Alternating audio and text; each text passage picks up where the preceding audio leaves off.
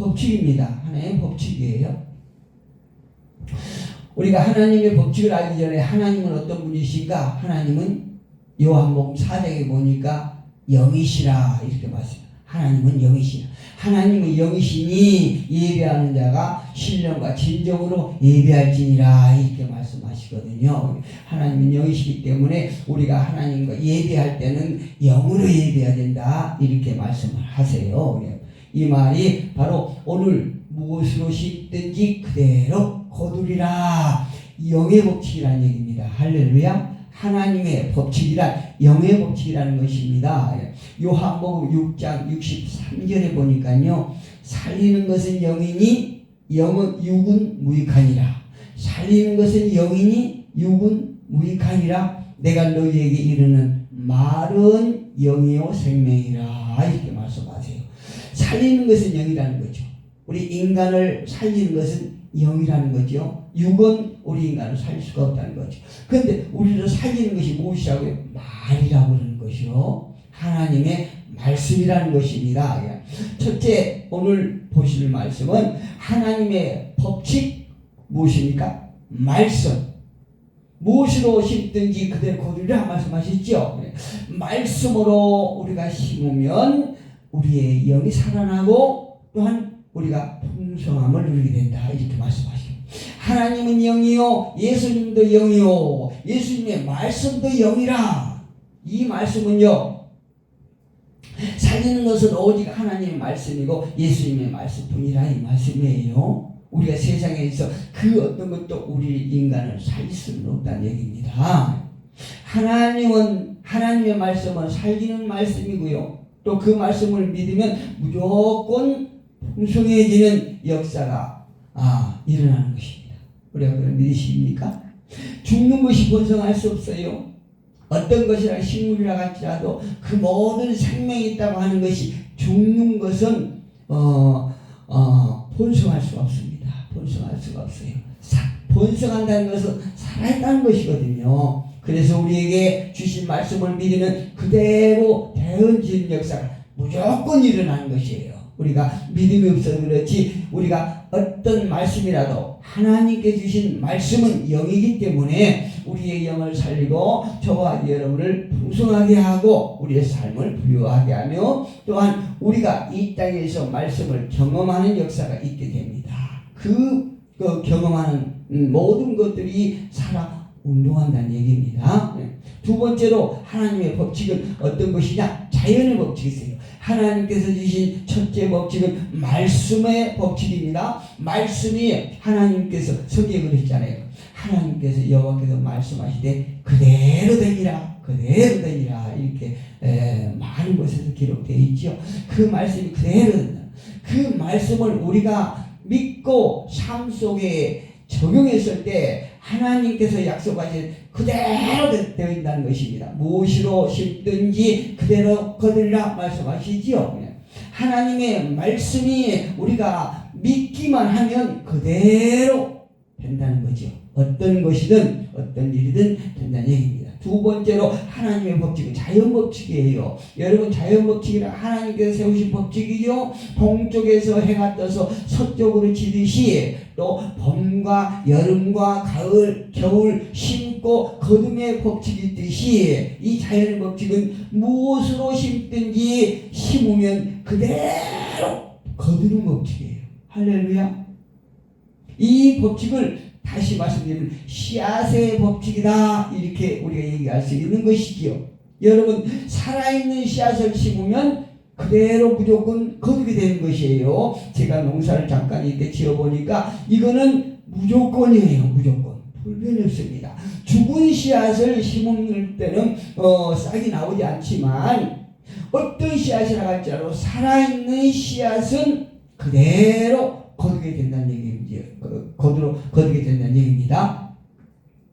자연의 법칙은 씨앗의 법칙은 생육하고 번성하는 법칙입니다. 이 세상에 남자만 있었다라고 그러면 여러분 번성할 수 있을까요? 못하지요. 그래서 하나님께서는 우리 이 땅에 번성의 법칙을 써서 주시기 위하여 암컷과 수컷을 주셨다는 얘기예요. 무엇입니까? 씨로 번성하게 된다 이 말씀이에요. 씨로 번창하게 된다 이렇게 말씀하시는 것입니다.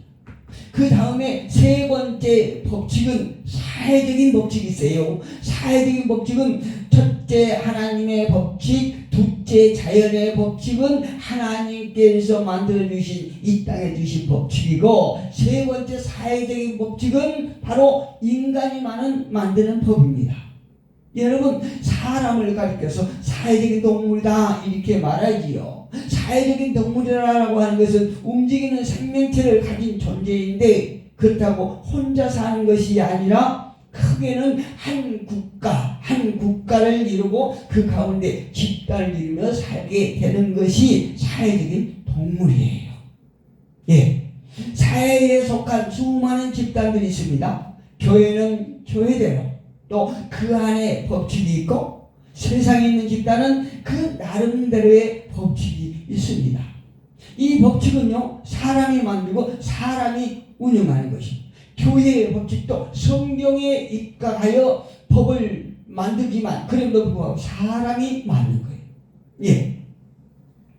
앞서서 우리가 알아봤던 하나님의 법칙은 절대로 변할 수가 없습니다. 불변의 법칙이지요. 예, 불변의 법칙이에요. 심고 거둠의 법칙, 절대적인 법입니다. 무조건 이루어지는 법이에요.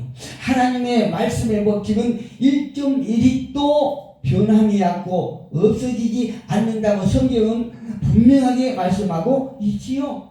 하나님의 말씀은 1.1도 변함이 없어요. 불변이 없어요. 여러분, 지금까지 우리 이 땅의 역사를 보면 동쪽에서 해가 뜨고 서쪽으로 지는 법칙이 역사에게 단 한순간이라도 변한 적이 있습니까? 변개했습니까? 없어요. 살아있는 씨앗을 심었을 때 나지 않는 씨앗을 여러분 본 적이 있습니까? 살아있는 씨앗은요, 기온만 맞으면요, 적당한 이런 조건만 있으면요, 무조건 싹이 나는, 이건 절대 법칙이에요. 절대 불변의 법칙입니다. 하나님의 법칙은 불변합니다. 그러나 사람이 만든 법은 어떻습니까? 그대로 되는 것도 있고 그렇지 않는 것도 있어요. 사람이 만든 거예요. 그래서 교육에 관한 법, 또 세금에 관한 법, 교통법규까지도 이런 여러 법을 시행하다가 안 되니까 시행하기도 하고, 잘못돼서 수정하기도 하고, 또 그런가 하면 새로 만들기도 하고, 아니면 지금까지 지켜왔던 가지고 왔던 그 법을 폐기할 때도 있는 것이에요. 이것이 사람이 만든 법칙이에요. 그런데 우리가 분명히 기억해야 할 것은 무엇인지 아십니까? 강단에서 설교할 때요, 우선되어야 할 말씀은 세상의 법칙을 말하는 것이 아니라 하나님의 법칙을 말해야 하는 것입니다. 할렐루야. 세상에서 강단에서 하나님의 말씀을 선포하는 시간에 세상의 법칙을 우선으로 해서 어떤 정치 이야기, 사람들이 살아가는 이 이야기가 하나님의 말씀보다도 우선되어지고 하나님의 말씀보다도 더 귀하게 나가면 그거는 설교가 아니라는 얘기입니다. 그 이유는 무엇인 줄 아십니까? 하나님의 법칙을 설교하고 또 그 말씀을 믿고 믿을 때에 그 회중의 신앙이 세상을 앞질러 성장하게 되고요, 우리의 삶이 영원한 것으로 보장받게 되는 것입니다. 여러분, 강단에서 설교할 때에 거룩한 구별된 하나님의 말씀을 설교해야 될 그 시간에 세상의 법칙을 설교하다 보면, 말하다 보면요, 어떤 회중들의 어떤 감성은 자극할 수 있어요. 어떤 흥미를 느끼게 할 수는 있습니다. 그러나 그것으로 사람을 살릴 수는 없다는 얘기입니다. 성경 말씀드렸죠. 살리는 것은 영이라가 이렇게 말씀하세요. 육은 무익하니라. 강단에서 아무리 귀한 말이라 할지라도 세상적인 법칙을 우선할 때 그 세상적인 법칙의 말은 사람의 영을 살리지 못한다고 성경은 분명하게 말씀하고 있습니다. 그래서 우리는 강단에서 우리가 할 수만 있다라고 그러면 하나님의 법칙을 우리는 선포해야 되는 것입니다. 그래야 우리의 신앙이 날로 날로 성장하고 온전해지며 세상에 나가서 우리가 승리할 수 있고 세상의 법칙을 앞서갈 수 있다는 얘기입니다. 세상에 어떤 법도 하나님의 법보다도 우선될 수는 없어요. 그렇다면 우리가 무엇으로 심어야 할까요? 오늘 본문 8절 한번 봅니다. 8절에 보니까 이렇게 말씀하시네요. 자기의 육체를 위하여 심는 자는 육체로부터 썩어질 것을 거두고 성령을 위하여 심는 자는 성령으로부터 영생을 거두리라. 할렐루야. 여기 나와 있죠. 우리는 육체를 위하여 심는 것이 아니라 성령을 위하여 성령으로 심어야 된다. 이렇게 말씀하고 있어요. 즉 육체를 위하여 심지 말라고 말한 이유가 무엇입니까? 육체로 심는 자는 썩어질 것을 거두기 때문에 육체로 심는 자는 결국 허망한 것, 쓸모없는 것으로 거둘 것이기 때문에 너희는 성령을 위하여 성령으로부터 영생을 거둘 것이다. 이렇게 말씀하고 있습니다. 그런데 많은 사람들은 이것을 알면서도 심하게 얘기하면 교회에 다니고 믿는다고 하는 사람들까지도 왜 그럴까요? 왜 육체를 위하여 심을까요? 그 해답은 6절에 나와 있습니다. 6절을 보면 우리가 믿는다고 말하지만 교회에 다닌다고 말하지만 육체를 위하여 심는 이유가 바로 6절에 나와 있어요. 6절 같이 한번 봅니다. 가르침을 받는 자는 말씀을 가르치는 자와 모든 좋은 것을 함께 하라. 할렐루야. 말씀을 가르치는 자는 누굽니까? 말씀을 가르치는 자는 우리의 인간의 지식으로는 말씀을 절대 깨달을 수 없어요. 영의 말씀을 어떻게 깨달을 수 있습니까? 그렇다면 우리가 말씀을 가르치는 자는 누구냐? 성령이세요. 할렐루야. 성령만이 우리의 하나님의 영의 말씀을 가르친다. 이 말씀이에요. 요한복음 14장 가볼까요? 요한복음 14장 26절에 보면 이렇게 기록되어 있어요. 요한을 통해서 보혜사 곧 아버지께서 내 이름으로 보내실 성령 그가 너희에게 모든 것을 가르치고 내가 너희에게 말한 모든 것을 생각나게 하리라. 할렐루야. 예수께서 승천하심에 보내실 보혜사 성령, 그 성령께서 우리에게 영적인 것을 가르치신다 이 말씀이에요. 또 예수님께서 이 땅에서 하셨던 그 모든 말씀, 예수님도 영이요 예수님의 말씀도 영이라고 말씀드리지요. 예수님께서 하셨던 그 모든 말씀을 생각나게 하고 알게 할 것이다 이 말씀이에요. 누구를 통해서? 성령님을 통해서 우리가 예수님께서 하신 말씀을 우리가 깨닫고 영의 말씀을, 하나님의 말씀을 우리가 깨닫게 된다 이 말씀이에요. 우리가 육체를 위하여 심는 것은 성령의 가르침을 받지 아니하고 혹 성령의 가르침을 알고 있다고 할지라도 성령의 삶을 살지 않기 때문에, 즉 성령의 인도하심을 거부하고 나의 의지로 살기 때문에 우리가 육체적인 것을 심게 되는 것입니다.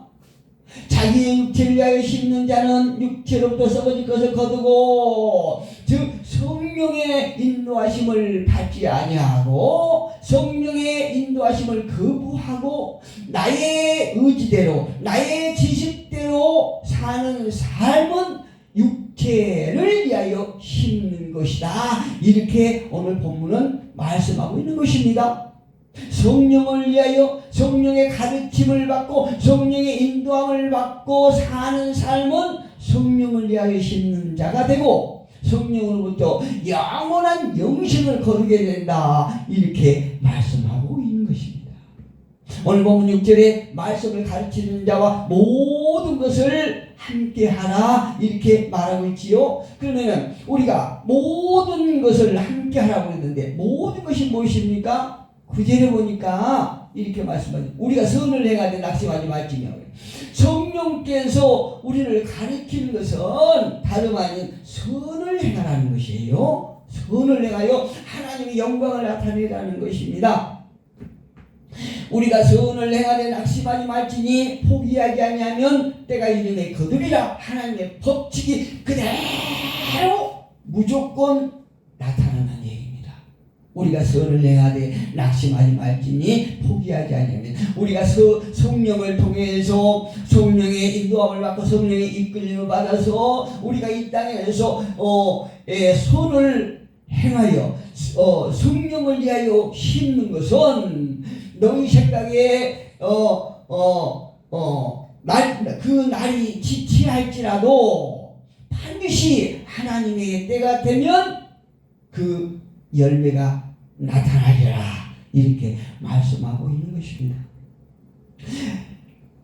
그렇다면 어떤 사람이 육체를 위하여 심을까요? 다름 아닌 하나님으로부터 태어난 자. 할렐루야. 하나님으로부터 태어난 자, 그리고 거듭난 자, 이런 사람은 새로운 생명 가운데 살게 되는 것입니다. 우리가 원래 이렇게 어떤 마귀의 종으로 살아왔던 그 습성이 있기 때문에 때로는 우리가 죄된 삶을 걸어갈 수도 있지만, 그럼에도 불구하고 성령에 붙잡힌 사람은 바로 생명 가운데 그 삶을 살게 돼 있다, 이 말씀이에요. 어떤 사람이요? 하나님으로부터 난 자, 거듭난 자. 왜 그렇게 되는 것이라고 생각하십니까? 그 사람 안에 생명이 있기 때문에 그래요. 생명의 씨앗이 있기 때문에. 그래서 우리가 모태신앙이 중요한 것이요, 모태신앙이 흔히 얘기해서 나는 못해 그런다고 그러지 않습니까? 그러나 그 안에 생명의 씨가 분명히 있어요. 그렇기 때문에 그가 어떤 모태신앙들이 우선 사람 보기에는 어떤 믿음이 없고 격지로 가는 것 같지만 그 안에 생명의 씨앗이 존재하기 때문에 언젠가는 반드시 하나님으로부터 인정받는 이런 길을 가게 되는 것입니다. 이것이 성령을 위하여 심는 삶이기 때문에 그래요.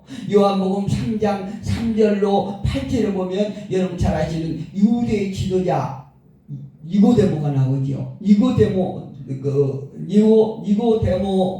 이야기가 나오는데 예수님께서 니고데모를 향하여, 저와 여러분을 향하여 이렇게 말씀하세요. 진실로 진실로 네게 이르노니 사람이 거듭나지 아니하면 하나님의 나라를 볼 수 없느니라. 그러니까 육체를 위하여 심는 사람은 거듭나지 않았던가, 아니면 거듭났다 할지라도 성령의 인도함을 거부하는 사람, 이런 사람들은 육체를 위하여 자꾸 심는 거예요. 그런 사람은 결국 험한 것을 거두게 된다, 이 말씀이거든요. 5절을 보니까 요한복음 3장 5절을 보니까 진실로 진실로 내게 이르노니 사람이 물과 성령으로 나지 아니하면 하나님 나라에 들어갈 수 없느니라. 이 말씀은 하나님의 나라를 경험하지 못한 자, 하나님의 나라를 경험하지 못한 자는 성령을 위하여 심고 싶어도 심지 못한다는 얘기입니다. 여러분, 하나님의 나라가 궁극적으로 영원히 우리가 가야 될 그런 나라죠. 그런데 이 땅에서도 우리가 하나님의 나라를 경험하게 되는 것입니다. 즉 성령께서 우리 안에 임하셔서 우리가 우리 마음에, 우리 안에 하나님의 나라가 세워지는 것이에요. 그런데 그 하나님의 나라를 경험하지 못한 사람들은 하나님의 나라에 들어갈 수 없다, 이렇게 요한복음 3장 5절에서 분명히 말씀하고 있지 않습니까? 그러면서 6절에 하신 말씀이 육으로 난 것은 육이요. 그러니까 요한복음 3장 6절입니다. 육으로 난 것은 육이요, 영으로 난 것은 영이니 육을 심으면 육을 거두고 영을 심으면 영원한 생명을 거둔다. 이렇게 말씀하십니다. 여러분, 우리가 매년 11월쯤이면은 이렇게 교회에 따라서 이렇게 둘째 주, 셋째 주, 아니면 마지막 주 추수감사절을 지키죠. 추수감사절이라고 하는 것은요, 다름 아닌 심은 것을 거두고 그것으로 심고 거두게 하신 하나님께 드리면서 다시 거두게 하실 것을 믿고 감사절을 지키는 것이에요. 하나님 앞에 그 이상도 그 이하도 아닌 것입니다. 무엇으로 심든지 그대로 거두리라. 하나님께서 우리에게 영으로 심게 하시고 영을 거두게 하신 하나님 앞에 감사하는 것입니다. 여러분, 심는 대로 거두리라. 씨앗의 법칙이지요. 그 씨앗으로 하나님께서 우리에게 거두게 하신 그것에 대해서 감사함으로 추수감사절을 지킨다는 얘기죠. 우리가요, 사람이 만든 법칙도 지킬 의무가 있습니다. 그리고 그 법을 지킬 때 안녕이 보장되듯이 하나님의 법을 알고 믿고 심을 때 우리의 삶은 보장되는 것입니다. 여러분, 우리 속담에 콩 심은 데 콩 나고 팥 심은 데 팥 난다는 말이 있지요. 콩 심은 데 호박 난 거 보셨습니까? 호박 심었는데 팥이 나오는데 여러분 보셨습니까? 이것이 하나님께서 이 땅에 주신 하나님의 법칙이에요. 자연 법칙이라는 거죠. 호박을 심었으면 반드시 호박이 나오는 것이요. 호박도 여러 가지더라고요. 그런데 여러 가지지만 그 씨앗에 따라서 그대로 씨앗이 어떤 호박의 씨앗이었느냐에 따라서 그대로 나오더라고요. 전혀 불변이 없어요. 이것이 하나님께서 저와 여러분에게 이 땅의 모든 사람에게 주신 자연의 법칙, 씨앗의 법칙이란 말이에요. 여러분, 사람에게도요, 이렇게 말하죠. 시도둑은 키 도둑질을 못한다, 이런 말이 있지요. 자기를 알려면 부모를 알아보면 자기가 어떤 사람인지 어떤 존재인지 정확하게 알 수 있어요. 왜 그럴까요? 그 부모의 피를 내가 받았기 때문에 그러는 것이에요. DNA를 받았기 때문에. 어떤 부모의 삶은 자식에게 물려주기 싫은 이런 삶이 있을 것이고, 또 그렇지 않은 부모의 삶도 있을 것입니다. 그러나 우리가 부모와 같은 삶을 살지 않기 위해서는 어떻게 해야 될까요? 하나님의 법칙을 알고 그 법칙을 믿고 따르는 삶을 살면 되는 것이에요. 그 이유가 무엇입니까? 하나님의 법칙은 불변의 법칙이기 때문에 내가 죄악 가운데 태어났다고 할지라도 하나님의 법칙대로 우리가 살게 되면 그 사람의 본체까지도 본성까지도 바뀌기 때문에 그런 거예요. 근본체가 바뀌게 되는 것입니다. 예수를 믿고 하나님의 법칙대로 산다면 그 사람의 죄성이 차츰 사라지고 성화됨으로 그 본체가 바뀌게 되는 것이에요. 왜 그래요? 하나님의 법칙은 불변하기 때문이에요. 그 법칙은 우리를 변화시키기 때문에 그렇습니다. 그렇다면 우리는 무엇으로 심을 것인가? 오늘 본문 7절에 이렇게 말씀합니다. 스스로 속이지 말라. 하나님은 업신여김을 받지 아니하시라니. 하나님은 그 어떤 것도 다 알고 계신다는 것입니다. 업신여김을 받지 아니하시나니 사람이 무엇으로 심든지 그대로 거두리라. 여러분, 무엇으로 심기를 원하십니까? 다른 사람이, 저 옆 사람이, 박 집사가, 김 권사가 무엇으로 어떻게 심든 나하고는 전혀 상관없어요. 내가 무엇으로 심느냐에 따라서 내가 거두게 된다는 얘기입니다. 내 삶이 육체를 위해서 심으면 내가 나중에 허망한 것을, 썩은 것으로 거두게 될 것이고, 아니면 내가 하나님의 법칙대로 씨앗을, 말씀을 심게 되면은 우리가 그 말씀을 통해서 하나님께 주신 귀한 말씀의 씨앗의 생명을 통해서 우리는 영원한 영원한 생명을 얻게 될 것이다, 이 말씀이에요. 요한복음 14장 26절에 말씀하신 것처럼요, 성령님 우리에게 영이신 말씀을 가르치기를 원하십니다. 우리가 성령님을 통하여 말씀을 알고 하나님의 법칙을 깨달으며 그 말씀을 심을 때에 영존하신 분으로부터 영원히 존재하신 하나님으로부터 영원한 생명을 거두게 되는 것입니다. 그러나 성령님의 가르침을 무시하고 혼적인 것, 우리의 육체적인 것, 나의 자랑, 나의 즐거움, 남에게 보이기 위한 육체의 것으로 심을 때에 결국 허망한 것, 썩어질 것으로 거두고 말게 될 것입니다. 8절, 오늘 보면 8절 같이 한번 읽어봅니다. 자기의 육체를 위하여 심는 자는 육체로부터 썩어질 것을 거두고 성령을 위하여 심는 자는 성령으로부터 영생을 거두리라. 살아있는 것은 계속 번성합니다. 여러분 생각해 보십시오. 죽은 것이 어떻게 번성할 수 있습니까? 죽은 것은 생명이 없기 때문에 번성할 수가 없어요. 자신의 내면에 하나님의 형상이 계속 빛을 발하게 될 것입니다. 계속 풍성해지는 삶을 살게 될 것입니다. 갈수록 우리의 삶은 온전해질 것입니다. 어떨 때요? 하나님의 법칙이 말씀의 씨앗이 우리 안에 있을 때에 성령님의 가르침을 받고 성령님의 인도하심을 따를 때에 우리는 이런 역사가 나타난다는 거죠.